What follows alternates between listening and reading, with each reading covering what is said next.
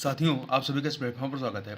यहाँ पर हम लोग आगामी एमपीपीसीएस की जो प्रारंभिक परीक्षा होने वाली है, उसके लिए एमपी स्पेशल से संबंधित जो पूर्व परीक्षाओं में प्रश्न पूछे गए हैं, उन प्रश्नों को यहाँ पर हम लोग घटना चक्र के जो सामान्य अध्ययन पूर्वावलोकन राज्य आधारित प्रश्न पत्रों पर है, उसको यहाँ पर हम लोग देखेंगे।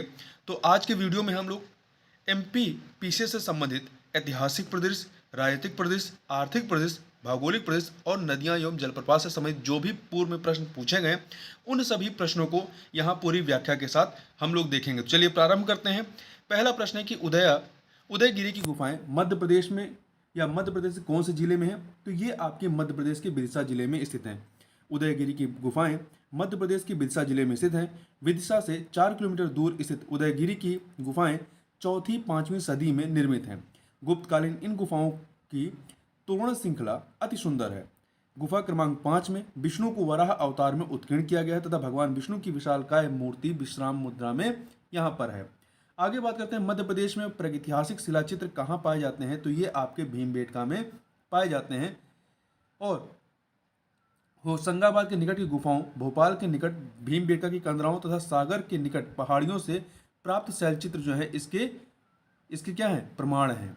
आगे चलते हैं और यहाँ ध्यान रखिए, प्रागैतिहासिक काल के मानव ने अपनी कलात्मक अभिरुचियों की भी अभिव्यक्ति की है, जिसके प्रमाण इन गुफाओं में बने हुए शैलचित्र हैं। आगे चलते हैं, जिब्राल्टर ऑफ इंडिया किस दुर्ग को कहा जाता है? तो ये ग्वालियर को कहा जाता है। मध्य प्रदेश के ग्वालियर दुर्ग को जिब्राल्टर ऑफ इंडिया कहा जाता है। इसका निर्माण राजा सूरसेन द्वारा करवाया गया था। ग्वालियर के विशाल पहाड़ी दुर्ग में 5 द्वार, आलमगीर द्वार या आलमगीर दरवाजा, हिंडोला दरवाजा, गुजरी महल दरवाजा, चतुर्भुज मंदिर दरवाजा और हाथी पौंड दरवाजा ये स्थित हैं। मध्य प्रदेश में अवंती किसे कहा जाता है? तो उज्जैन को अवंती कहा जाता था। देखिए, उज्जैन का प्राचीनतम नाम जो है अवंतिका था। चेदी और अवंती मध्य प्रदेश के इतिहास से संबंधित महाजनपद थे। अवंती 2 प्रांतों में विभक्त था, उत्तरी अवंती जिसकी राजधानी उज्जैनी थी और दक्षिणी अवंती जिसकी राजधानी महिष्मती थी। मध्य प्रदेश के किस जिले में असीरगढ़ का किला स्थित है? तो ये आपका खंडवा में स्थित है।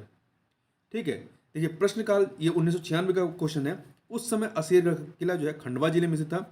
अगस्त 2003 में खंडवा जिले को विभाजित कर बुरहानपुर जिले का गठन किया गया। अतः अब यदि परीक्षा में प्रश्न पूछा जाएगा तो असीरगढ़ का किला जो है मध्य प्रदेश के बुरहान जिले में स्थित है और यह उत्तर दिशा में नर्मदा व ताप्ती नदियों के बीच स्थित है। यहाँ से मौखरी वंश के 5वें शासक सर्ववर्मा का मुद्रा लेख मिला है। अगला है, कौन सा राजवंश मध्य प्रदेश से संबंधित है? तो जो कलचुरी राजवंश है ये मध्य प्रदेश से संबंधित है। अभिलेखों में इस वंश के राजाओं ने अपने को चंद्रवंशी माना था।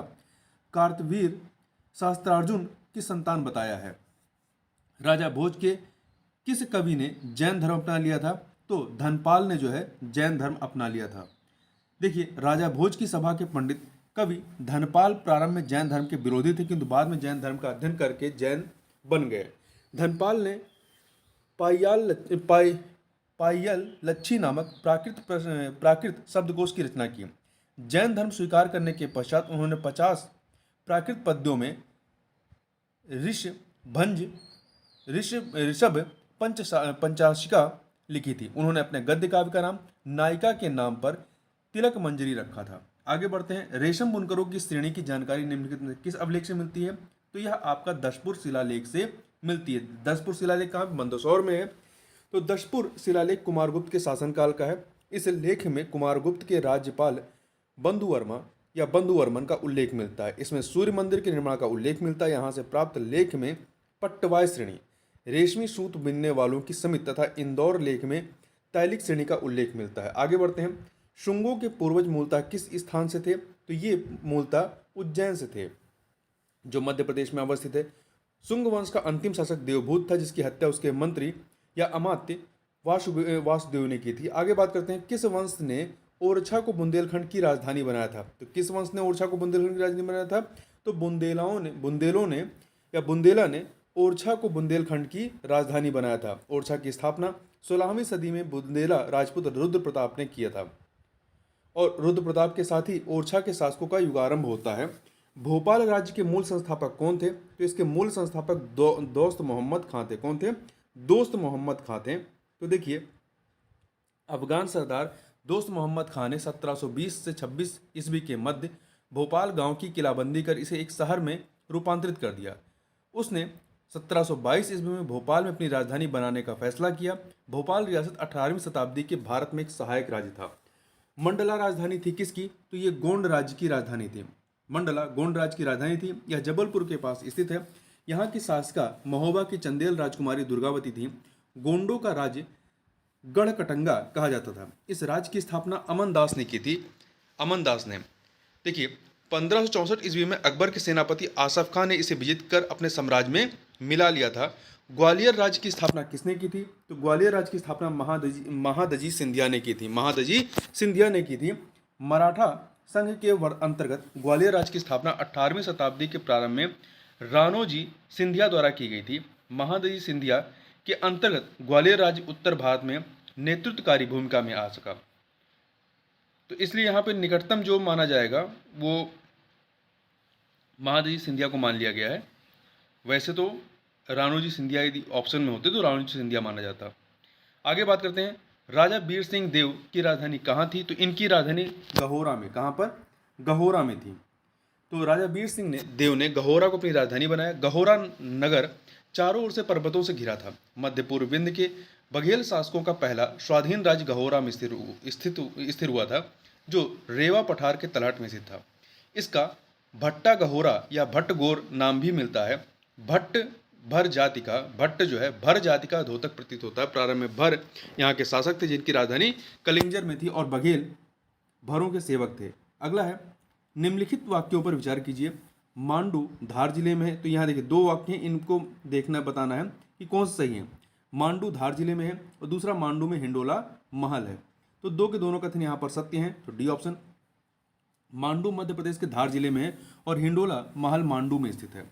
हिंडोला महल का शाब्दिक अर्थ होता है झूलती जगह। इस महल का उपयोग मुख्य रूप से दरबार के रूप में किया जाता था, जहां बैठकर राजा अपनी प्रजा की समस्याओं को सुनते थे। मांडू निम्नलिखित में से किससे संबंधित है? तो ये जो है आपका रानी रूपमती से संबंधित है। मांडू मध्य प्रदेश के धार जिले में स्थित है। मांडू में रानी रूपमती का मंडप स्थित है। रानी रूपमती मालवा के अंतिम स्वाधीन अफगान सुल्तान बाज बहादुर की प्रेमिका थी। वह सुंदर थी, अत्यंत सुंदर थी। जब अकबर के सेनानायक आदम खां के नेतृत्व में मुगल सेनाओं ने मालवा पर आक्रमण किया, तब बाज बहादुर पराजित होकर भाग गया और रूपमती को बंदी बना लिया गया। रूपमती के सौंदर्य पर मुग्ध होकर के आदम खान ने उसे अपनी प्रेमिका बनाना चाहा, किंतु रूपमती ने विष पीकर प्राण त्याग दिया। बाज बहादुर और रूपमती का मकबरा सारंगपुर मालवा में एक तालाब के मध्य में बना हुआ है। आगे बात करते हैं, मांडू विजय दक्षिण विजय की कुंजी था। यह किसने कहा था? तो यह अमीर खुसरो ने कहा था। आगे बढ़ते हैं, मांडू के जहाज का निर्माण निम्नलिखित में से किस शासक ने करवाया था? सुल्तान महमूद, अहमद शाह प्रथम या सुल्तान सिराजुद्दौला द्वितीय ने या सिकंदर शाह ने? तो देखिए, मांडू के जल महल का निर्माण, मांडू के जहाज महल का निर्माण सुल्तान गियासुद्दीन खिलजी ने किया था। तो ये चारों ऑप्शन में नहीं है, सुल्तान गियासुद्दीन खिलजी ने किया था।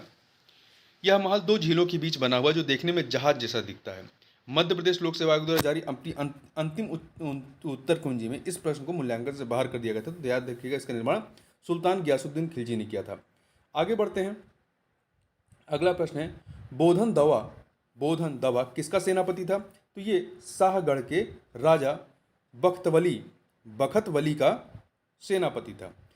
बोधन दवा शाहगढ़ के राजा बखतवली का सेनापति था। 1857 के प्रथम स्वतंत्रता संग्राम के नायक रहे बखतवली शाह जुदेव का राज्य शाहगढ़ के से गढ़ा कोटा मालधौन तक विस्तृत था। अगला है, गुजरी महल किसने बनवाया था? गुजरी महल जो है मान सिंह ने बनवाया था। ग्वालियर में स्थित गुजरी महल भारत के प्रसिद्ध पुरातात्विक संग्रहालयों में से एक है। इसका निर्माण राजा मान सिंह ने अपनी पत्नी मृगनयनी के लिए करवाया था, जो एक गुजर राजकुमारी थी। अतः इस महल का नाम गुजरी महल पड़ा। वर्ष 1922 में पुरातात्विक विभाग द्वारा इसे एक संग्रहालय में बदल दिया गया। गुजरी महल संग्रहालय की मूर्तियों में प्रसिद्ध शालभंजिका यक्षी, त्रिमूर्ति नटराज, अर्धनारीश्वर और यमराज शामिल हैं। यहाँ 15वीं शताब्दी के महान संगीतकार तानसेन के जीवन से संबंधित प्रमाण भी हैं। अगला है, हिंडोला महल कहाँ पे है? तो हिंडोला महल आपका कहाँ पर है? मांडू में स्थित है। ठीक है, तो देखिए, हिंडोला महल का निर्माण 1425 ईस्वी में होशांग शाह ने मांडू में करवाया था। यह महल स्थापत्य कला का सुंदर नमूना है। हिंडोला महल का शाब्दिक अर्थ होता है झूलती जगह। मध्य प्रदेश का ऐसा पर्यटन स्थल जो अपने मंदिरों के लिए विख्यात है, तो वो कौन सा है? तो देखिए, बाघ और उदयगिरी गुफा कला के लिए तथा मांडू अपने हिंडोला हिंडोला महल एवं जहाज महल के लिए प्रसिद्ध है। इनमें से कोई मंदिरों के लिए प्रसिद्ध पर्यटन स्थल नहीं है, जबकि खजुराहो अपने भव्य मंदिरों के लिए सर्वाधिक प्रसिद्ध है। यदि यहाँ पर खजुराहो दिया होता तो वो आपके मंदिरों के लिए प्रख्यात है, तो यहाँ पे डी ऑप्शन हो जाएगा, कोई नहीं। आगे बढ़ते हैं, अगला प्रश्न है, विदेशी पर्यटकों के लिए मध्य प्रदेश का कौन सा पर्यटन स्थल सर्वाधिक आकर्षण का केंद्र है? तो खजुराहो। कौन सा है? खजुराहो। देखिए, मध्य प्रदेश के छतरपुर जिले में स्थित खजुराहो में चंदेल वंशी राजाओं ने 10वीं से 12वीं शताब्दी तक अनेक सुंदर तथा भव्य मंदिरों का निर्माण करवाया था, जो पूर्व मध्ययुगीन वास्तु एवं तक्षण कला का उत्कृष्ट उदाहरण प्रस्तुत करते हैं। यहाँ का कंदरिया महादेव का मंदिर सर्वश्रेष्ठ है और जैन मंदिरों में पार्श्वनाथ मंदिर प्रसिद्ध है। यहाँ पर देवी देवताओं की मूर्तियों के साथ साथ कई दिक्पालों, गणों, अप्सराओं एवं पशु पक्षियों की बहुसंख्यक मूर्तियाँ प्राप्त होती हैं, जो अत्यंत कलापूर्ण एवं आकर्षक हैं एवं जिन पर संभवतः तांत्रिक विचारधारा का प्रभाव दिखाई पड़ता है। अंतर्राष्ट्रीय ख्याति प्राप्त खजुराहो में नागर शैली के भव्य मंदिर निर्मित हैं। यह दैनिक वायु सेवा से जुड़ा हुआ है। आगे बात करते हैं, खजुराहो के मंदिर किस जिले में स्थित है? तो ये मध्य प्रदेश के छतरपुर जिले में स्थित हैं। मध्य प्रदेश के पर्यटन स्थल का नाम बताइए जो अंतर्राष्ट्रीय ख्याति प्राप्त है और दैनिक वायु सेवा से जुड़ा है, तो खजुराहो आपका। आगे बात करते हैं, खजुराहो के मंदिर को बनाने वाले कौन से परिवार के राजा थे? तो चंदेल वंश के थे, ये चंदेल वंशीय राजा थे। आगे चलते हैं, अगला प्रश्न है कि कौन सा पर्यटन स्थल मूर्तिकला का तीर्थ कहलाता है? तो खजुराहो को कहा जाता है। देखिए, यहाँ के विश्व प्रसिद्ध मंदिरों का निर्माण चंदेल शासकों द्वारा 950 से 1050 ईस्वी के मध्य करवाया गया था।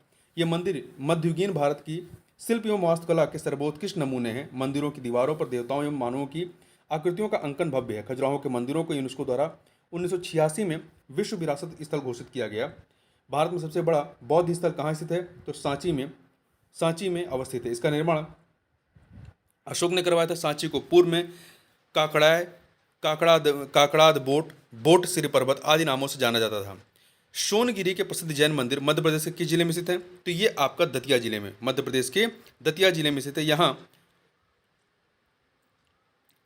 देखिए, यहाँ 100 से अधिक मंदिर हैं। आगे बात करते हैं, उज्जैन स्थित महाकाल का मंदिर किस नदी के किनारे स्थित है? तो ये क्षिप्रा नदी के किनारे स्थित है, क्षिप्रा नदी के। तो क्षिप्रा नदी के पूर्वी तट पर स्थित है। उज्जैन का महाकाल ज्योतिर्लिंग भगवान शिव के 12 ज्योतिर्लिंगों में से एक है।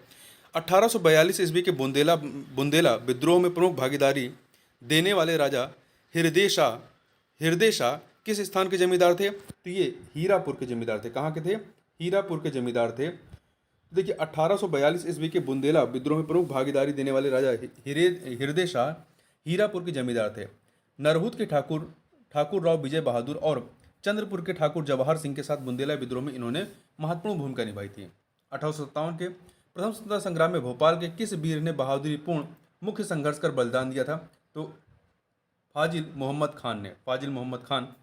देखिए, अंबापानी के जागीरदार, वर्तमान मध्य प्रदेश के भोपाल राज्य पहले अंबापानी नाम था। तो अंबापानी के जागीरदार नवाब फाजिल मोहम्मद खान ने 1857 के प्रथम स्वतंत्रता संग्राम में अंग्रेजों के विरुद्ध नेतृत्व संभाला था। निम्न में से कौन सा कथन मध्य प्रदेश में स्वतंत्रता आंदोलन के संबंध में असत्य है? तो देखिए, पहला, ख्वाजा एवं भीमा नामक भील नेता थे जिन्होंने ब्रिटिश सत्ता के विरुद्ध संघर्ष किया, सही है। स्वतंत्रता सेनानी शंकर शाह गढ़ा मंडला राज्य के थे, ये सही है। रामगढ़ के जुझार सिंह के पुत्र देवनाथ सिंह ने ब्रिटिश सत्ता के विरुद्ध संघर्ष किया था, ये गलत है। और वहीं सिपाही बहादुर सरकार की स्थापना इंदौर में की गई थी, तो ये भी गलत है। देखिए, यहाँ पे व्याख्या पढ़ लेते हैं। यहाँ पे सी और डी दोनों गलत माना गया है। ख्वाजा एवं भीमा नायक भील नेता थे। ख्वाजा ईस्ट इंडिया कंपनी की एक टुकड़ी में सिपाही थे। एक ब्रिटिश कप्तान द्वारा अपमानित किए जाने के बाद उन्होंने नौकरी छोड़ दी और भीमा के साथ हो गए। दोनों ने मिलकर निमाड़ में ब्रिटिश सत्ता के विरुद्ध संघर्ष किया। स्वतंत्रता सेनानी शंकर शाह गढ़ा मंडला राज्य के राजा थे। रायगढ़ के जुझार सिंह के पुत्र देवनाथ सिंह ने अंग्रेजों के विरुद्ध विद्रोह किया, पर वे सफल न हो सके। 1857 में ईस्वी में हवलदार महावीर कोट और वली शाह के नेतृत्व में सिपाहियों ने अंग्रेजों को भगाकर सीहोर में सिपाही बहादुर सरकार की स्थापना की। किस नरसंहार को मध्य प्रदेश का जलियांवाला बाग हत्याकांड कहा जाता है? तो जो चरण पादुका नरसंहार है, चरण पादुका नरसंहार 1931 का हुआ था, इसे मध्य प्रदेश का जलियांवाला बाग कांड कहा जाता है। आगे चलते हैं, अगला प्रश्न है आपका, एक सेकेंड।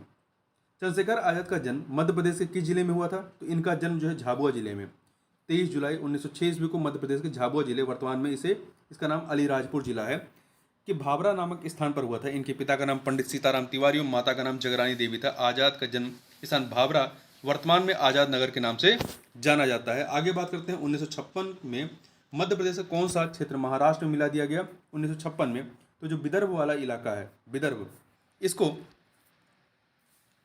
महाराष्ट्र में मिला दिया गया।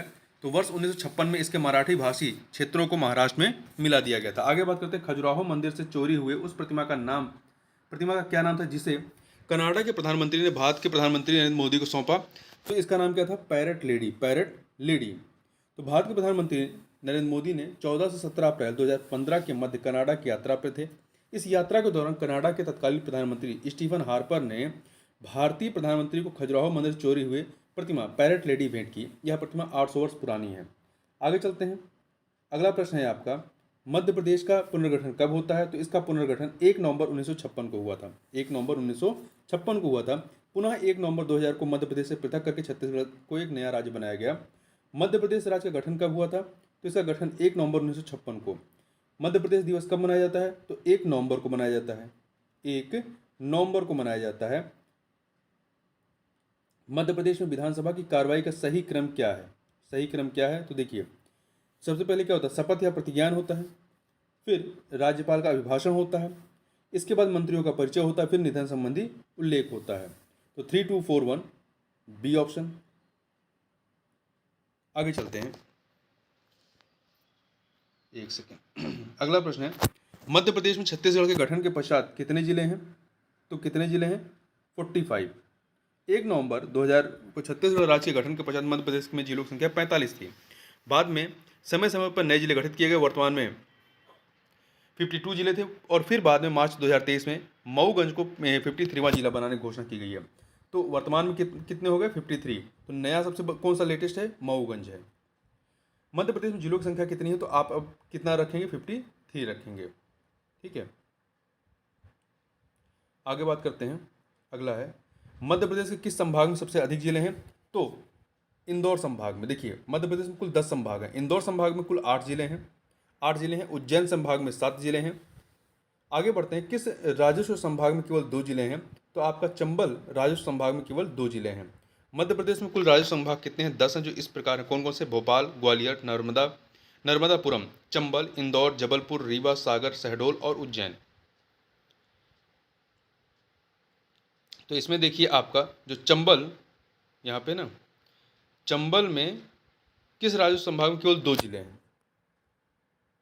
तो यहाँ आप देखिए, चंबल में भी 3 हो गए हैं। चंबल में भी अब 2 नहीं रह गए, यहाँ 3 हो गए। ठीक है, तो इस प्रकार वर्तमान परिस्थितियों में प्रश्न चंबल संभाग में न्यूनतम 3 जिले शामिल हैं। ठीक है, तो पहले 2 थे, अब 3 हो गए हैं, क्योंकि नया जो जिला श्योपुर है उसका गठन 1998 में हुआ था। 1998 में मुरैना, श्योपुर, भिंड। आगे बात करते हैं, मध्य प्रदेश के नवनिर्मित जिलों में कौन सा नहीं है? तो नीमच, बड़वानी, हरदा, बुरहानपुर। तो देखिए, अब बुरहानपुर क्या है? जिला ही हो गया है। उस समय जब प्रश्न पूछा गया था तब तो नहीं था, परंतु बुरहानपुर को 15 अगस्त 2003 को जिला बनाया गया। ठीक, 2003 को। तो अब बुरहानपुर जिला है। ये क्वेश्चन चूंकि 1999 का था, तब नहीं था, परंतु वर्तमान में बुरहानपुर जिला है। वर्ष 2008 में मध्य प्रदेश में 2 नए जिले गठित किए गए थे। 2008 में कौन कौन से किए गए थे? सिंगरौली और अलीराजपुर। मध्य प्रदेश के राज्य पक्षी का नाम क्या है? तो इसके राज्य पक्षी का नाम आपका शाही बुलबुल, पैराडाइज फ्लाई कैचर है। मध्य प्रदेश का राज्य पक्षी दूधराज है, जिसे शाही बुलबुल या पैराडाइज फ्लाई कल्चर भी कहा जाता है। भारत में सामान्यतः यह 2 रंगों, दुधिया सफेद तथा हल्का नारंगी रंग में पाया जाता है। मध्य प्रदेश का राजकीय पशु बारहसिंगा तथा राजकीय वृक्ष क्या है? बरगद है। आगे बात करते हैं, मध्य प्रदेश का राज्य पक्षी क्या है? दूधराज, जिसकी बात अभी हम लोग ने ऊपर की। ठीक है, दूधराज या शाही बुलबुल या पैराडाइज फ्लाई कैचर। आगे चलते हैं, अगला प्रश्न है आपका, जनपद पंचायत का क्षेत्र। जनपद पंचायत का क्षेत्र क्या है? विकास खंड है। जनपद पंचायतों की त्रिस्तरीय प्रणाली के अंतर्गत आने वाली मध्यम इकाई है। इसकी संरचना के बारे में यह कहा गया है कि यह प्रणाली विकास खंडों के दायरे में संभव की जाएगी। प्रत्येक 5000 मतदाता की जनसंख्या पर एक निर्वाचन क्षेत्र होगा। मध्य प्रदेश में राज्य निर्वाचन आयोग के गठन के पश्चात कितनी बार पंचायत के आम निर्वाचन हो चुके हैं? तो कुल कितनी बार हो चुके हैं? 5 बार। देखिए मध्य प्रदेश, एक सेकेंड, ये 2019 के हिसाब से है। मध्य प्रदेश शासन सामान्य प्रशासन विभाग की अधिसूचना 1 फरवरी 1994 द्वारा राज्य निर्वाचन आयोग का गठन किया गया 1994 में। मध्य प्रदेश में प्रश्नकाल तक राज्य निर्वाचन आयोग के गठन के पश्चात 5 बार चुनाव हो चुके थे। 94 में, फिर 2000 में, फिर 2005 में, फिर 2010, फिर 2015 पंचायत के आम निर्वाचन हो चुके थे। मध्य प्रदेश में वर्ष 2022 में छठी बार पंचायत चुनाव 3 चरणों में संपन्न हुआ। इस प्रकार से अब जब ये प्रश्न आएगा तो कितने हो जाएंगे? ये आपके 6 हो जाएंगे, मतलब डी ऑप्शन हो जाएगा। आगे चलते हैं। अगला है मध्य प्रदेश राज्य निर्वाचन आयोग। मध्य प्रदेश राज्य निर्वाचन आयोग में निम्न से कौन आयुक्त नहीं रहा है? देखिए इसमें श्री गोपाल शरण शुक्ल, श्री आर परशुराम, डॉक्टर अजीत राय ज़्यादा ये लोग रहे हैं, परंतु श्री अवनी वैश्य नहीं रहे हैं। ठीक है, अवनी वैश्य नहीं रहे हैं।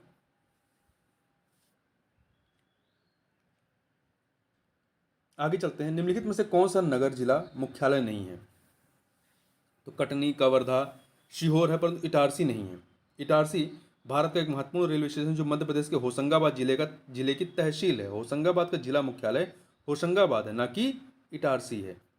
निम्नलिखित में से कौन मध्य प्रदेश का राज्यपाल नहीं रहा है? तो देखिए डॉक्टर बलराम जाखड़, श्री रामेश्वर ठाकुर, डॉक्टर भाई महावीर ये लोग रहे, परंतु न्यायमूर्ति अंशुमान सिंह नहीं रहे हैं।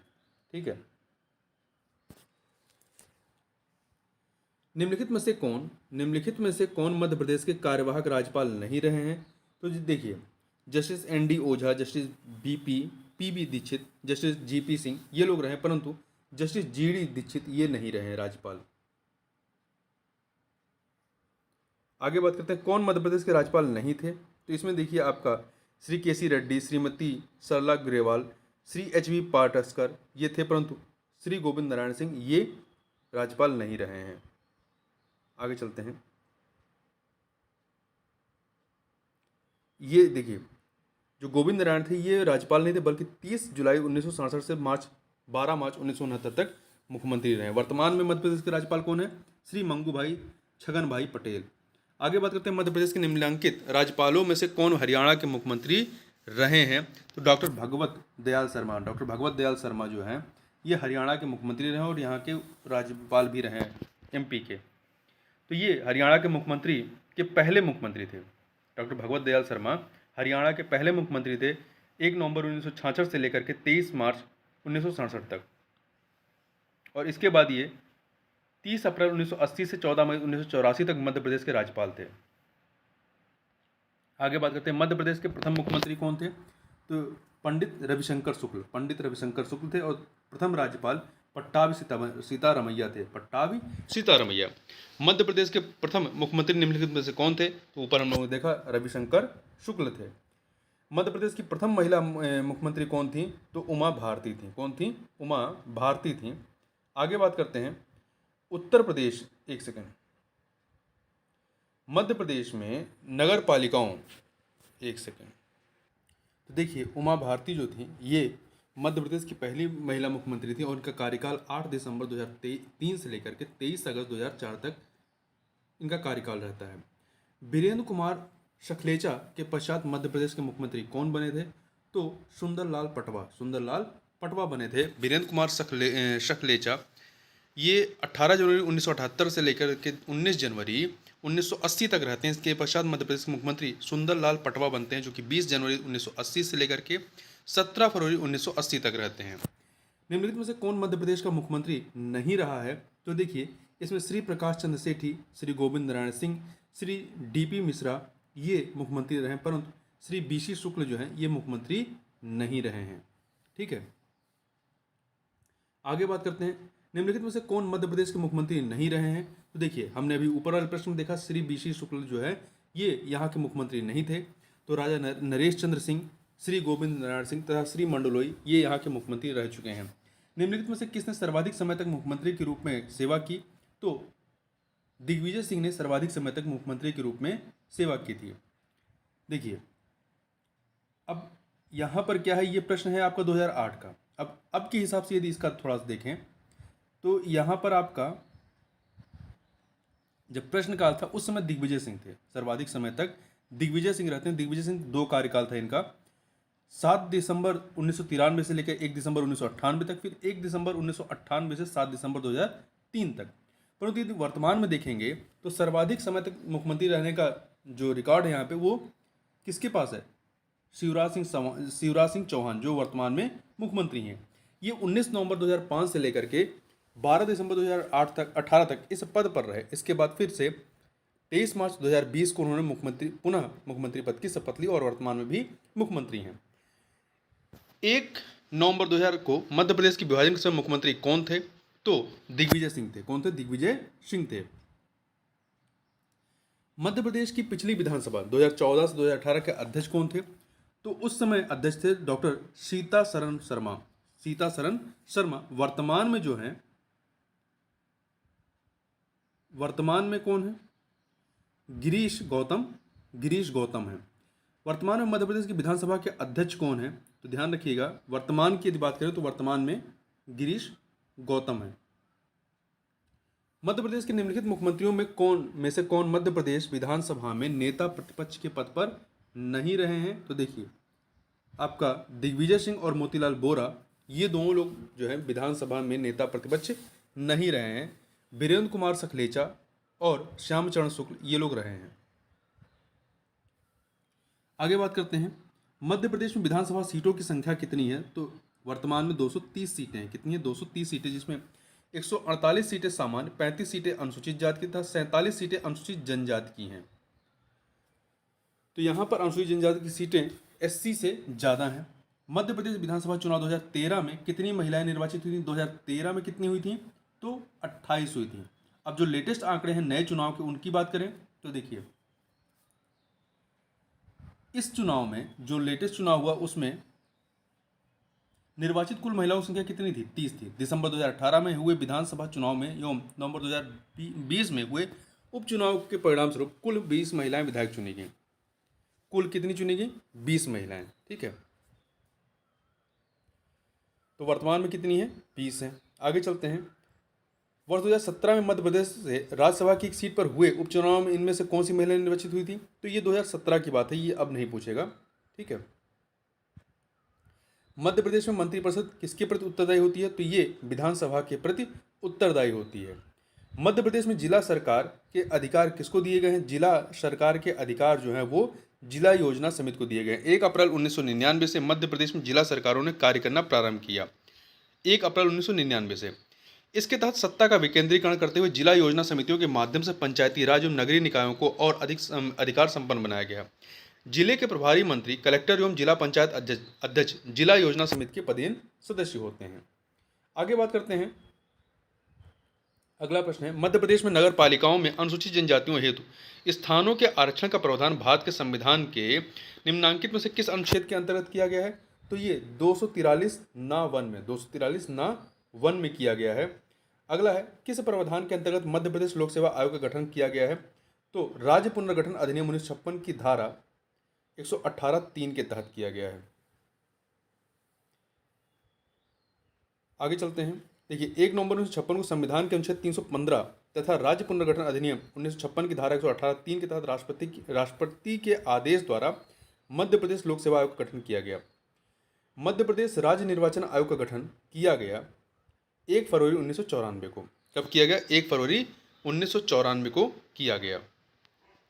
और एन बी लोहानी प्रथम निर्वाचन आयुक्त एवं प्रकाश चंद्र जो थे वो प्रथम सचिव बने थे। आगे चलते हैं, अगला प्रश्न है आपका कि मध्य प्रदेश जिला योजना समिति अधिनियम किस वर्ष पारित किया गया? 1995 में पारित किया गया था। इसे 19 मई 1995 को राज्यपाल की सहमति प्राप्त हुई और 23 मई 1995 को मध्य प्रदेश के गजट में प्रकाशित किया गया। अप्रैल 1997 में मध्य प्रदेश के एक प्रमुख आदिवासी नेता कांग्रेस छोड़कर बहुजन समाज पार्टी में गए। ये 1997 का बात है, तो ये अब नहीं पूछेगा।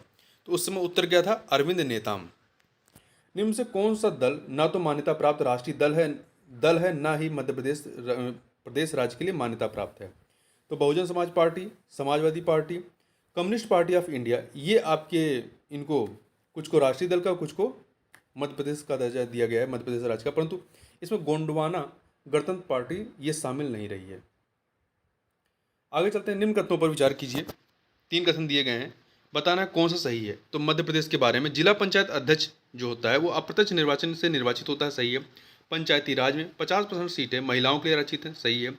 सरपंच प्रत्यक्ष निर्वाचन से निर्वाचित होता है, 3 के तीनों कथन यहाँ पर सही हैं।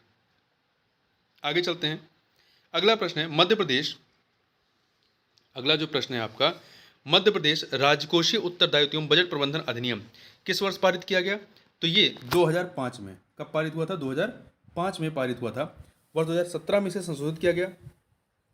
इसके अंतर्गत वर्ष 2005 के अधिनियम की धारा 9 में संशोधन करके उपधारा 2 के पश्चात उपधारा 3 जोड़ा गया।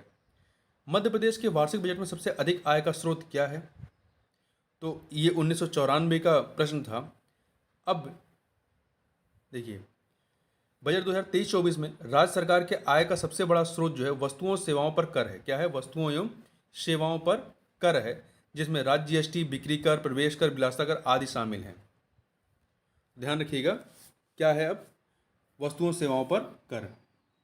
आगे चलते हैं, अगला प्रश्न है मध्य प्रदेश की कितनी जनसंख्या गरीबी रेखा से नीचे है। तो देखिए, ये 2010 का है। योजना आयोग द्वारा मार्च 2012 में जारी गरीबी के नवीनतम आकलनों के अनुसार वर्ष 2009-10 में मध्य प्रदेश में गरीबों की संख्या 261.8 लाख थी, जो राज्य की कुल जनसंख्या का 36.7% थी, जो निकटतम ए ऑप्शन के करीब है। मध्य प्रदेश के 2017-18 के बजट में एएमआरयूटी योजना के लिए कितना प्रावधान किया गया है। तो 700 करोड़ रुपए का, कितने का, 700 करोड़ रुपए का किया गया था 2018 में, ठीक है, मतलब अमृत योजना के लिए। वहीं 2023-24 में यदि बात करें, वर्तमान की बात करें, तो आपको क्या याद रखना है, अमृत योजना के लिए 371 करोड़ रुपए का प्रावधान किया गया है। मध्य प्रदेश में पंचवर्षीय योजना का विधिवत एवं वास्तविक शुभारंभ माना जाता है। कब से माना जाता है, तो 11 नवंबर 1956 से। मध्य प्रदेश का गठन 1 नवंबर 1956 को हुआ। तब तक 2 पंचवर्षीय योजनाएं, प्रथम और द्वितीय, प्रारंभ हो चुकी थी। मध्य प्रदेश में पंचवर्षीय योजना का विधिवत एवं वास्तविक शुभारंभ 11 नवंबर 1956 से माना जाता है। वर्ष 2011-12 से लेकर 2015-16 तक मध्य प्रदेश की सकल राज्य घरेलू उत्पाद जीएसडीपी में वृद्धि दर रही है। तो ये आपका पुराना है, और बाद में इसको जो है आयोग ने अपने मूल्यांकन से बाहर भी कर दिया था। मध्य प्रदेश की सीमा कितने प्रदेशों से जुड़ी हुई है। तो मध्य प्रदेश की सीमा जो है आपका, एक सेकेंड, मध्य प्रदेश की सीमा, तो ये कुल आपके कितने राज्यों से, 7 राज्यों से लगी हुई है, ठीक है, 7 राज्यों से इसकी सीमा लगती है। मध्य प्रदेश की सीमा कितने राज्यों से है, तो 7 राज्यों से। नहीं, ये इसका उत्तर गलत बताया गया है, ये 7 नहीं है, बी ऑप्शन नहीं, इसका डी ऑप्शन है, ठीक है, इसका बी नहीं है, डी ऑप्शन है। 5 राज्यों से। अब 5 राज्य कौन से हैं, उत्तर में उत्तर प्रदेश, दक्षिण में महाराष्ट्र, उत्तर पूर्व में छत्तीसगढ़, उत्तर पश्चिम में राजस्थान एवं पश्चिम में गुजरात। तो आप 5 नाम याद रखिएगा, उत्तर प्रदेश, महाराष्ट्र, छत्तीसगढ़, राजस्थान और गुजरात। विभाजन से पूर्व मध्य प्रदेश की सीमाएं जो हैं वो 7 राज्यों से मिलती थी। तो चूंकि ये 1996 का प्रश्न है, तो 1996 के हिसाब से इसका उत्तर जो बी ही होगा, परंतु वर्तमान के हिसाब से देखेंगे तो इसका उत्तर डी हो जाएगा। इसका उत्तर क्या हो जाएगा, डी हो जाएगा, क्योंकि ये विभाजन के पहले की बात है, ठीक है। तो वर्तमान में अभी जो माना जाएगा वो 5 माना जाएगा। मध्य प्रदेश का कौन सा जिला गुजरात और राजस्थान राज्यों की सीमाओं को छूता है। मध्य प्रदेश का कौन सा जिला गुजरात और राजस्थान राज्यों की सीमा को छूता है, तो आपका झाबुआ जिला जो है, झाबुआ, ये गुजरात और राजस्थान की सीमाओं को छूता है।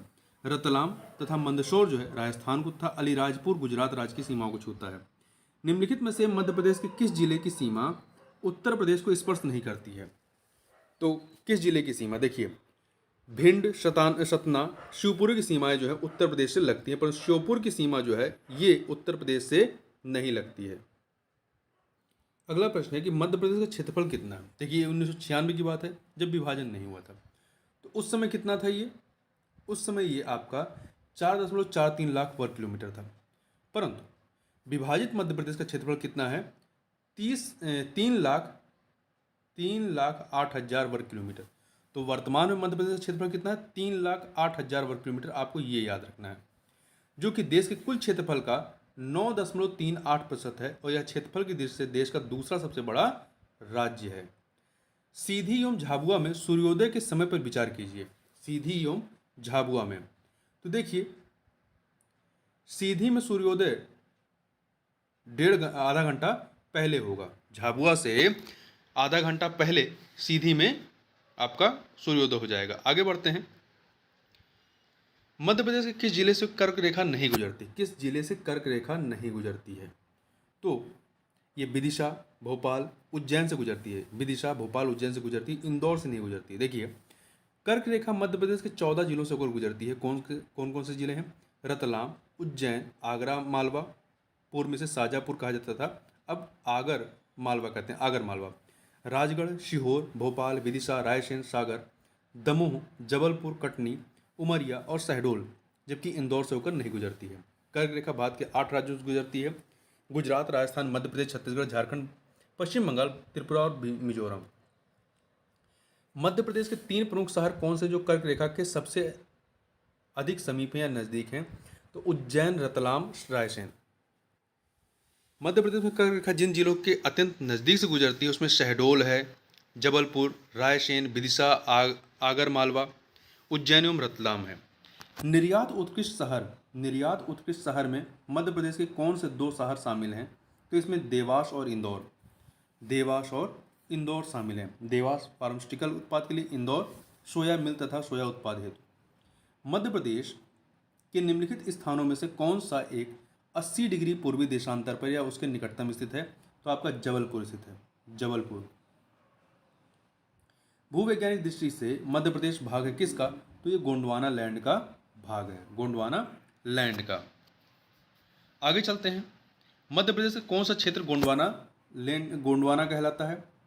तो आपका दक्षिण पूर्वी क्षेत्र जो है, दक्षिण पूर्वी क्षेत्र, ये गोंडवाना कहलाता है। ठीक है, आगे चलते हैं। किन जिलों का समूह बुंदेलखंड क्षेत्र में आता है? तो आपका टीकमगढ़, दमोह, छतरपुर। टीकमगढ़ हो गया, छतरपुर और दमोह। देखिए बुंदेलखंड पठारी क्षेत्र का विस्तार मध्य भारत के पठार के पूर्व दिशा में, यह पठार ग्रेनाइट नींव से निर्मित है। इसके अंतर्गत टीकमगढ़, छतरपुर, दतिया, दमोह, सागर और पन्ना जिले तथा उत्तर प्रदेश राज्य के झांसी, जालौन, बांदा, हमीरपुर, महोबा, चित्रकूट एवं ललितपुर आदि जिले आते हैं। तो जो एमपी के आते हैं उन जिलों के नाम याद रखिएगा: टीकमगढ़, छतरपुर, दतिया, दमोह, सागर और पन्ना। चंबल घाटी मध्य प्रदेश के किस भौतिक विभाग में स्थित है? तो चंबल घाटी मध्य भारत पठार में, किसमें है? मध्य भारत पठार में स्थित है। चंबल घाटी मध्य प्रदेश के मध्य भारत पठार में स्थित है। मध्य भारत पठार बुंदेलखंड पठार के पश्चिम में स्थित है। इस क्षेत्र में चंबल, काली सिंध और पार्वती आदि नदियां बहती हैं। मध्य भारत पठार की ऊंचाई लगभग 450 मीटर है। इस क्षेत्र में शिवपुरी, मुरैना और ग्वालियर जिले स्थित हैं। अगला है, 2 कथन दिए गए हैं, बताना है कौन सही है। पहला, मध्य प्रदेश के मालवा पठार में सूती वस्त्र मिलों की स्थापना की गई। सही है। मालवा पठार काली मिट्टी से आवृत है, जो कि कपास के लिए काफ़ी अच्छी होती है। तो 2 के दोनों कथन यहाँ पर सही है। मालवा के पठार मुख्यतः काली मृदा पाई जाती है। इसे रेगुर मिट्टी कपास उत्पादन हेतु प्रमुख होती है कहा जाता है। इसे एक अन्य नाम काली कपासी भी कहा जाता है। इस मिट्टी में नाइट्रोजन, पोटास, ह्यूमस की आदि की कमी होती है। मध्य प्रदेश के मालवा पठार में सूती वस्त्र मिलों की स्थापना प्रमुख रूप से की गई थी। वर्ष 1907 में Indore Malwa United mills limited शहर की पहली सूती कपड़ा मिल की स्थापना की गई थी। मध्य प्रदेश की जलवायु के संबंध में निम्नलिखित में से कौन सा कथन सही नहीं? तो देखिए, मध्य प्रदेश की जलवायु राज्य के मध्य से गुजरने वाली कर्क रेखा से प्रभावित है। सही है। ग्वालियर गर्म ग्रीष्मकाल के साथ उपोष्णकटिबंधीय जलवायु का एक उदाहरण है। सही है। मध्य प्रदेश में अरब सागर की शाखा और बंगाल खाड़ी की शाखा दोनों से वर्षा होती है। सही है। राज्य की लगभग 50% वर्षा दक्षिण पश्चिम मानसून से प्राप्त होती है। ये कथन आपका गलत है। तो देखिए, एक सेकेंड, अगला प्रश्न है कि मध्य प्रदेश की जलवायु किस प्रकार की? तो मध्य प्रदेश की जलवायु जो है वो आपकी मानसून प्रकार की जलवायु है। ठीक है, यहाँ 3 प्रमुख मौसम है: ग्रीष्म, मानसून और शीत। सामान्य तौर पर मध्य प्रदेश के पश्चिमी भागों की तुलना में पूर्वी भाग जो है वो अधिक गर्म है। आगे बात करते हैं मध्य प्रदेश की जलवायु कैसी है। तो अभी हमने ऊपर बात की, मानसूनी है। मध्य प्रदेश के किस भाग में वार्षिक तापांतर अधिक होता है? तो ये आपका उत्तरी भाग में वार्षिक तापांतर अधिक होता है। मध्य प्रदेश का उत्तरी भाग में वार्षिक तापांतर अधिक है। राज्य के दक्षिणी भागों की तुलना में उत्तरी भागों में तापमान कम रहता है। मध्य प्रदेश में ग्रीष्म ऋतु में औसत तापमान क्या होता है, बढ़ता है। दक्षिण से उत्तर की ओर जाने पर बढ़ता है। राज्य के दक्षिणी भागों की तुलना में उत्तरी भागों में तापमान कम रहता है। आगे बात करते हैं। देखिए, मध्य प्रदेश की उत्खाद भूमि या बैडलैंड परिणाम है किसका, तो अवनालिका अपरदन का। किसका है, अवनालिका अपरदन का है ये। आगे चलते हैं, अगला है, इसी व्याख्या पहले देख लें। मध्य प्रदेश की उत्खाद भूमि बैडलैंड अवनालिका अपरदन का परिणाम है। मध्य प्रदेश के भिंड, मुरैना और ग्वालियर, राजस्थान के कोटा, उत्तर प्रदेश के आगरा, इटावा, जालौन आदि क्षेत्रों में अवनालिका अपरदन के कारण उत्खाद भूमि का निर्माण हुआ है। भोपाल बसा हुआ है कहाँ पर, तो 5 पहाड़ियों पर।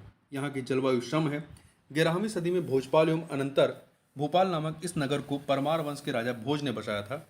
यह नगर बहुरंगी तस्वीर प्रस्तुत करता है, जो प्राच्य एवं आधुनिक परंपरा का मिश्रित शहर है। किस जिले में सतपुड़ा पर्वत श्रृंखला नहीं है, तो आपका देखिए खंडवा, छिंदवाड़ा, बैतूल में है, परंतु बिलासपुर में नहीं है। इस पर्वत श्रृंखला के अंतर्गत मध्य प्रदेश के मंडला, डिडोरी, बालाघाट, सिवनी, छिंदवाड़ा, बैतूल, हरदा, खंडवा, खरगोन एवं बड़वानी जिले अवस्थित हैं। आगे बात करते हैं। सतपुड़ा क्षेत्र में स्थित श्रेणियों में से पश्चिम से पूर्व की ओर उनकी स्थिति को दर्शाने वाला निम्नलिखित में से कौन सा क्रम सही है, तो ये बड़वानी की पहाड़ियाँ, महादेव श्रेणी, मैकाल श्रेणी, ये आपका क्रम सही है। अगला है, मध्य प्रदेश की सर्वाधिक ऊंची चोटी कौन सी है, तो ये है धूपगढ़। कौन सी है, धूपगढ़ चोटी है। सतपुड़ा पर्वत श्रृंखला जो मध्य प्रदेश की सर्वोच्च चोटी धूपगढ़ है, जो नर्मदापुरम जिले के सोहागपुर तहसील में स्थित, जिसकी ऊंचाई 1350 मीटर है। मध्य प्रदेश का सर्वोच्च शिखर धूपगढ़ कहाँ स्थित है, तो ये आपका महादेव श्रेणी में है, और यह सनसेट पॉइंट के लिए प्रसिद्ध है। मध्य प्रदेश की सबसे ऊंची चोटी धूपगढ़ स्थित है किस जिले में, तो ये महादेव पहाड़ियों में, ठीक है। मध्य प्रदेश का एकमात्र हिल स्टेशन पंचमढ़ी कहाँ स्थित है, तो ये आपका महादेव पहाड़ियों में स्थित है। पंचमढ़ी सतपुड़ा श्रेणी की महादेव पहाड़ी पर स्थित है। इसकी ऊंचाई लगभग 3500 फीट है। यह मध्य प्रदेश के नर्मदापुरम जिले में स्थित है। इसे सतपुड़ा की रानी भी कहा जाता है। मध्य प्रदेश का कौन सा शहर सिंधु गंगा के मैदानों में है, तो सिंधु गंगा के मैदानों में आपका ग्वालियर है, ग्वालियर स्थित है। यह मुख्यतः पठारी है। यहाँ की मिट्टी अत्यधिक लौहयुक्त होने के कारण रक्त वर्ण की हो गई है। इस प्रदेश की समुद्र तल से ऊंचाई 150 मीटर है। मध्य प्रदेश में वर्तमान में सिंचाई क्षमता लगभग कितने लाख हेक्टेयर में, तो ये 2014 का प्रश्न, उस हिसाब से ये 68.2 लाख हेक्टेयर में है। और वहीं वर्तमान में देखें कितना है, देखिए नवंबर 2022 तक 2.56 लाख हेक्टेयर सिंचाई का उपयोग किया जा चुका है। तो यहाँ पर आप देखेंगे, एक सेकेंड, देखिए प्रश्नकाल में कितना रहा, 68.18 लाख हेक्टेयर था। मध्य प्रदेश में कुल बोए गए क्षेत्र का सबसे अधिक प्रतिशत सिंचित क्षेत्र किस जिले में है, तो ये दतिया जिले में है। प्रश्नकाल में ये दतिया था 1998 में, ठीक है। वर्तमान में मध्य प्रदेश में कुल बोए गए क्षेत्र का सर्वाधिक सिंचित क्षेत्र आपका होशंगाबाद, जिसका नाम वर्तमान में नर्मदापुरम है, यहाँ पर है।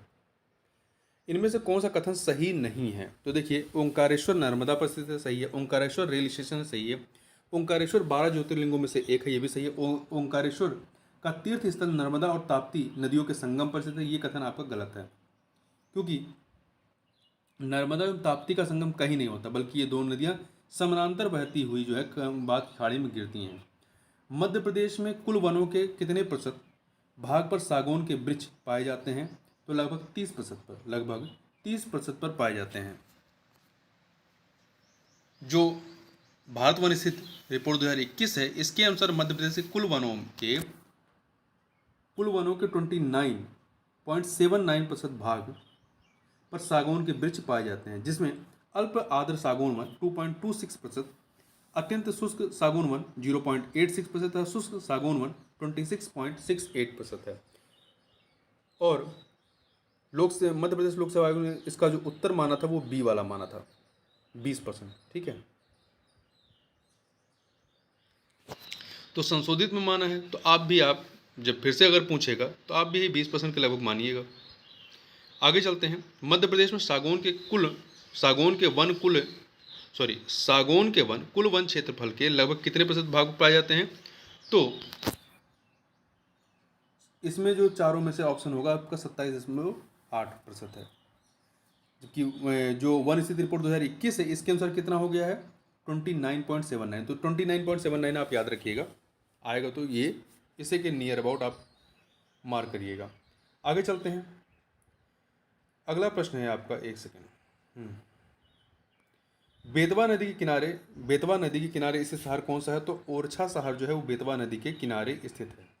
मध्यकाल से ही स्थित यह शहर अपने वास्तविक वैभव स्थल तथा मंदिरों के लिए याद किया जाता है। बुंदेला राजपूत सरदार रुद्र प्रताप ने इस शहर का निर्माण 16वीं शताब्दी में कराया था। ओरछा शब्द का अर्थ होता है छिपाना या छिपना।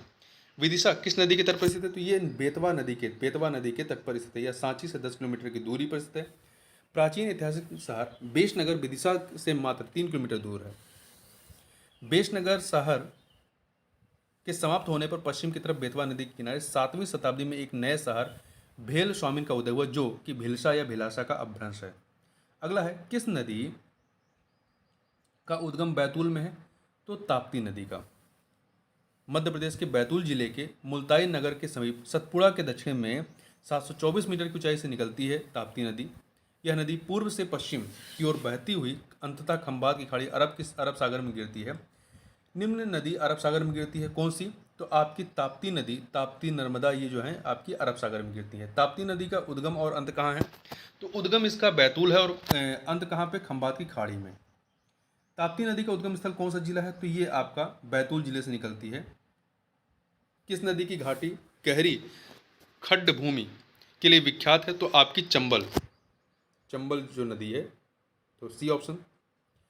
चंबल नदी मध्य प्रदेश में मालवा पठार में महू के निकट निकलती है और उत्तरमुखी होकर के एक महाखड्ड से बहती हुई राजस्थान में कोटा पहुंचती है, जहां इस पर गांधी सागर बांध बनाया गया है। चंबल अपनी उत्खात भूमि वाली भू आकृति के लिए प्रसिद्ध है, जिसे चंबल खड्ड कहा जाता है।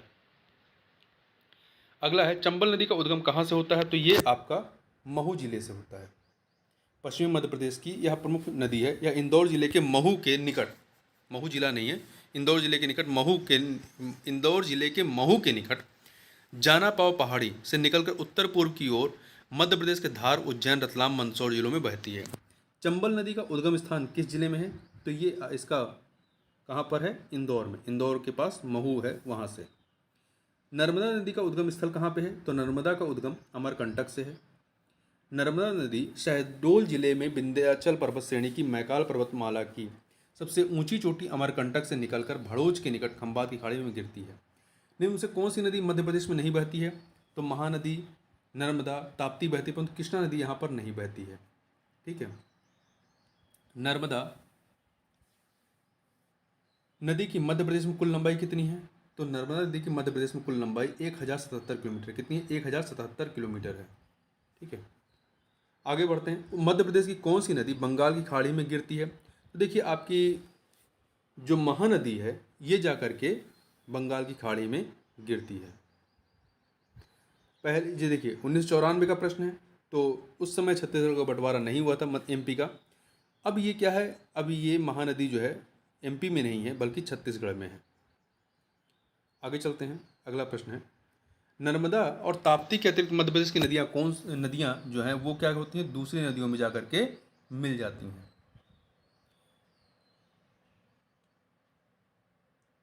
जबकि नर्मदा और ताप्ती जाकर खंबात की खाड़ी में गिरती हैं। मध्य प्रदेश की निम्नलिखित में से कौन सी घाटी भ्रंश घाटी नहीं है? तो देखिए, नर्मदा, ताप्ती, चंबल ये भ्रंश घाटियाँ हैं, परंतु सोन जो है ये भ्रंश घाटी नहीं है। मध्य प्रदेश के किस स्थान से 2 किलोमीटर के अंदर दो प्रमुख नदियों का उद्गम है? तो कहाँ से? अमरकंटक से। अमरकंटक में देखिए एक सेकेंड, हाँ अमरकंटक है। आगे चलते हैं।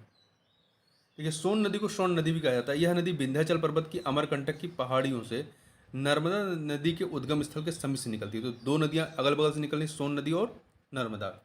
बाणसागर बांध का निर्माण किस नदी पर हुआ है? तो ये सोन नदी पर। बाणसागर बांध एक बहुउद्देशीय नदी घाटी परियोजना है जो सोन नदी पर मध्य प्रदेश के गंगा बेसिन में स्थित है। इसे 435 मेगावाट जल विद्युत का उत्पादन किया जाता है इससे। निम्नलिखित में से कौन सा बांध नर्मदा नदी से संबंधित नहीं है? नर्मदा से। तो देखिए गांधी सागर जो है ये नर्मदा से संबंधित नहीं है। गांधी सागर का निर्माण चंबल नदी पर किया गया है, जबकि महेश्वर, इंद्र सागर, बरगी का निर्माण जो है ये नर्मदा नदी पर है। चंबल नदी पर 3 बड़े बांध हैं। गांधी सागर बांध मध्य प्रदेश में पड़ता है, जवाहर सागर और महाराणा प्रताप सागर राजस्थान में पड़ता है। किस नदी पर विद्युत उत्पादन के लिए 3 बांध बने हैं तथा उसके पानी को बैराज द्वारा राजस्थान और मध्य प्रदेश में सिंचाई के लिए उपयोग में लाया जाता है? तो किस पे है? चंबल नदी पर। ठीक है, 3 कौन से बांध हैं तो इनकी बात हमने कर ली। गांधी सागर बांध मध्य प्रदेश में, जवाहर सागर बांध और महाराणा प्रताप सागर बांध राजस्थान में है। तवा किस नदी की सहायक है? तो तवा जो है नर्मदा नदी की सहायक नदी है। तवा नदी नर्मदा नदी की सहायक नदी है। बैतूल मध्य प्रदेश में सतपुड़ा श्रेणी से निकलती है और नर्मदापुरम जिले में बांद्रा भान के पास नर्मदा नदी से मिलती है। इसकी लंबाई लगभग 172 किलोमीटर है और यह नर्मदा की सबसे लंबी सहायक नदी है। निम्न में से कौन सा जलप्रपात नर्मदा नदी पर नहीं है? तो देखिए नर्मदा पे आपका कपिल धारा है, दुग्ध धारा है, भेड़ा घाट है, परंतु भालकुंड नहीं है। ठीक है, भालकुंड नहीं है। भालकुंड जो है जलप्रपात ये मध्य प्रदेश के सागर जिला में राहतगढ़ के निकट बीना नदी पर अवस्थित है। इसे राहतगढ़ जलप्रपात के नाम से भी जाना जाता है भालकुंड को। भेड़ा घाट पर कौन सा जलप्रपात स्थित है? तो यहाँ पर आपका धुआंधार जलप्रपात स्थित है। यह जबलपुर जिले में स्थित है। यह प्रपात 10 मीटर की ऊंचाई से गिरता है और यह प्रपात नर्मदा नदी पर स्थित है। आगे बात करते हैं, मध्य प्रदेश का सबसे ऊंचा जलप्रपात कौन सा है? तो ये आपका कौन सा है? चचाई जलप्रपात सबसे ऊंचा है। ठीक है, मध्य प्रदेश का सबसे ऊंचा जलप्रपात बहुती जलप्रपात है। बहुती जिसकी ऊंचाई 198 मीटर है। यह रीवा जनपद में स्थित है। चचाई जलप्रपात मध्य प्रदेश का दूसरा सबसे ऊंचा जलप्रपात है। तो चूंकि देखिए विकल्प में आपका बहुती जलप्रपात नहीं है, इसलिए दूसरे स्थान वाला चचाई जलप्रपात को पहला माना गया है। परंतु यदि बहुती जलप्रपात विकल्प में रहेगा तो आप बहुती जलप्रपात को पहला मानेंगे। दूसरे पे चचाई जलप्रपात है। यह भी रीवा जनपद में स्थित है। ठीक है, तो बहुती जलप्रपात और आपका चचाई जलप्रपात दोनों ही रीवा में है। आगे चलते हैं, चचाई जलप्रपात किस जिले में है? तो रीवा जिले में। अभी हमने ऊपर बात की। मध्य प्रदेश के किस जिले में चित्रकूट जलप्रपात है? तो ये आपका बस्तर जिले में है। बस्तर जिले में। देखिए ये 1990 का प्रश्न है। उस समय छत्तीसगढ़ एमपी में ही था। वर्तमान में जो है चित्रकूट जलप्रपात इंद्रावती नदी पर अवस्थित है और बस्तर जिला छत्तीसगढ़ राज्य में स्थित है। ठीक है, तो अब ये एमपी में नहीं है। तो इस प्रकार से हमने एमपी से संबंधित कुछ महत्वपूर्ण चीज़ों को देखा। इससे आगे की चीज़ों को हम लोग नेक्स्ट वीडियो में कवर करेंगे। तो इस वीडियो में बस इतना ही। मिलते हैं नेक्स्ट वीडियो में, तब तक के लिए बहुत बहुत धन्यवाद।